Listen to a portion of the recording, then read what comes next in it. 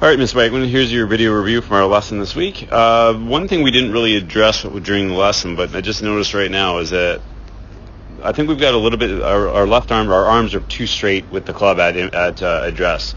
So when you're sitting there in this position, it's really going to force you to have to reach for the ball. We'd love that ball to be a little bit closer in so you're able to turn through the ball and force your hips to have to rotate rather than feeling like we have to stop our rotation and let our arms stretch. So that's something we can address in the future. But our main focus of the lesson was our takeaway. So you can see we've got this line back here. We're trying to match that line with our club on the way back. So you can see you do a really good job matching that line with our takeaway.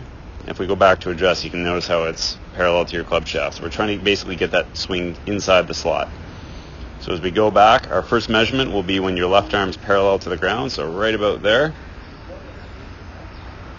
You can see now the club shaft is parallel to not only the pool noodle, but to the original line that your club shaft was on in the first place. So we achieved that position by keeping that left arm nice and straight, keeping a nice flat wrist, hard to see there, but do my best to show you, and not let that club go too vertical. So when that wrist starts to collapse on us, we see the club go vertical, and you have a really hard time achieving that position on the way back down. It makes it a lot more difficult to be consistent. Now when we come back down, you do a great job there, finding your way back into that slot, so you can see that club gets back on the same route. We rotate our body, and then here's where we caught the address issue, where the arms are just reaching too much.